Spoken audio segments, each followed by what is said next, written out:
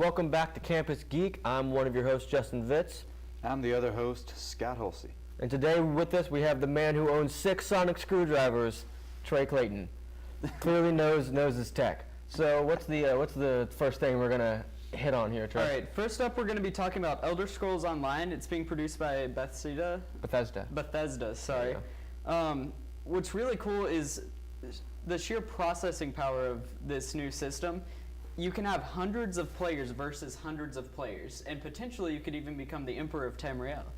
Awesome. Basically, you use siege weapons, you gather resources, control farms, and as you level up and become higher up in rank, players will be beneath you, and you can order other players that are beneath you to go out and attack other emperors and armies. It's going to be crazy. Apparently, also, like, the actual game world is like 5 to 10 times larger than like Skyrim was. Yeah, they had to make it big. Yeah. Yeah, it's actually, they take all of the worlds from every Elder Scrolls game and compiled it into one. That way you can play across all of Tamriel. Really? And it should also be the first time that you can go to Black Marsh. I think it is. Yes. Also, what's really cool is whenever they've been designing it, you won't see like in most large games where you see like a standard form for grass and it's repeated across the whole land. Everything is hand-drawn by 3D rendering artists, so you'll never get that repetition. Everything will be fresh and anew. Like in Rage. Yeah. Did you guys ever play Rage? It had Yes. those like super textures, like everything was hand-drawn the entire game. Yeah, Right. It looked awesome. Yeah, it's going to be incredible.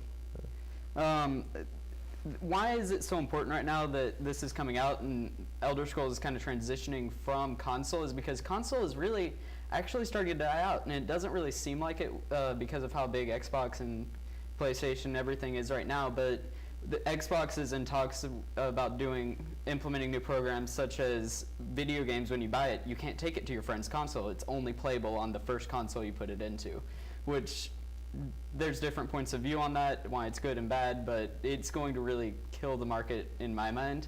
And as computers get more and more advanced, it's really bumping up popularity. And let's just face it, the consoles now, they're on their last leg. I mean, Wii U's out, but it flopped, let's be honest.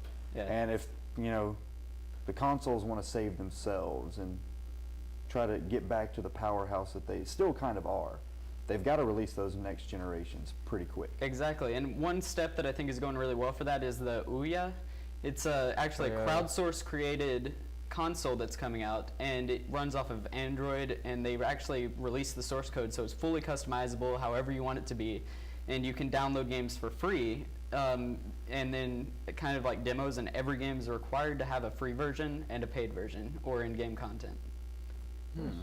Yeah, I saw some stuff about that. I mean, if we want to get into the whole discussion of whether consoles are dying out and like if they want to lock used games, and I mean, everything's probably going to go digital here pretty soon. Yes. And you're not going to find a whole lot of like you actually go to a store and buy a disc.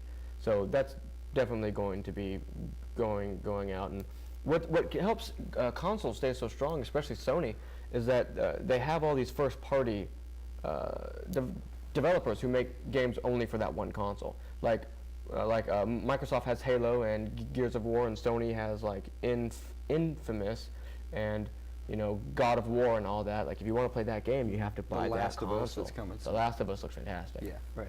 All right. So what's next on our topic list here? Next, I really want to talk about the new OLED TVs that are coming out. Yeah. That stands for Organic Light Emitting Diodes. The main difference between that and LED TVs, regular light emitting diodes, LEDs don't have carbon. And there's an element of carbon introduced into the OLED, making it organic. And this actually makes it so that it produces its own light. When you have a normal LED, it just makes the color, but the actual luminance has to be projected to it from an alternate light source. That's why they can be a lot thicker than you see OLED TVs. Those are down to 0.8 millimeters thick. That's, really, really tiny. And because the light source is built in, it can get that small and much more wide range of colors. Now, the problem with this, it comes with a nice price tag of LG's in the upcoming month or two releasing it here in America, $12,000 for a 55-inch. No, not yet. $12,000. Yeah, but Scott, it's really thin. Now here's the other part that makes it cool. Okay. Samsung is releasing one in upcoming months that's curved. Now you may think, okay, what about it? It actually makes it feel like a panoramic so that you're more engaged in what you're watching, and it also has 3D capabilities, so you really feel like you're in the movie. And it just kind of follows the track of your eyes as you turn, really. Right. So it makes sense. Exactly. It's just going to take a while for something like that to catch on. Yeah, and hopefully the prices will go down pretty soon. Yeah, I mean, usually you get to that point like where we are now with HD TVs, where it's pretty much $10 per inch. Like, however many inches that you want your TV to be, just add like a 0, and that's about how much it's going to Right. cost you. And I really doubt 3D TVs are ever going to get to that point. I feel like they're probably going to die out, and they'll have to make a new version of 3D. But Right. these, man, that's a lot of money. Yeah, and they're really taking good steps towards the 3D. There's one version that's of 3D TV that's coming out where you can play video games, and each of you have a pair of glasses. There's player 1 glasses Yeah. and player 2 glasses, and you see your game on the full screen, and player 2 sees their game on the full screen. Yeah, that's the But it's using the PlayStation layers of 3D. TV. Oh, good. Screen jockeying's going to be gone. Exactly. I always hated that. No more screen looking. Yeah, Now yeah. it may be a little confusing if you look at it without the glasses, because Yeah, everything I'm will sure- just be mixed together. I'm sure if anyone walks into that room and sees those two guys, they're just, I don't know what's going You'd on in be here. instantly dizzy. But, you know, that's some more developing technology that's coming up. The really cool thing about OLED is Samsung also has coming out a project that they call YOUM. It's spelled Y-O-U-M. And it's basically taking a piece of paper, rolling it up, folding it, bending it, and that's your TV screen. And it stays HD as you bend it. Yeah. There's no loss of clarity. It's absolutely incredible. The color is amazing, but it's bendable. So you could potentially have a TV in your pocket rolled up. I was about to say, is that Just be in class and whoosh. Have you and add in, make it a tiny bit thicker, and you could add in touchscreen capabilities. You have a cell phone that you can roll up into a tiny tube in your pocket. Or you could probably wrap it and throw it on your wrist or something, you know, Yeah, like use it- read your text messages. I mean, Yeah, there's all say that you have a watch kinds of with a ways, yeah. digital interface. Yeah, I'm looking forward to that. That sounds like you do a lot with Just that. make a shirt out of it. Just wear it. Yeah. it's yeah, Put a, it's put a really camera incredible. somewhere. Just like have it show what's behind you. Have a laminate coating on it. All of a sudden, you're waterproof. Yeah, exactly. It's really incredible things that are coming out. But Super Bowl. like I said, there is the price tag of $12,000 for a 55-inch TV. Yeah, and I mean, I'm certainly not going to be able to afford that. Right.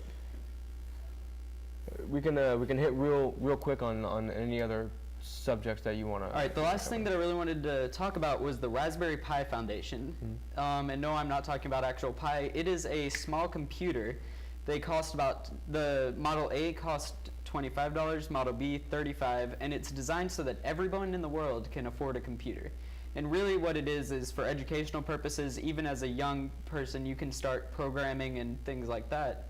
The Model A, it has 256 kilobytes of RAM.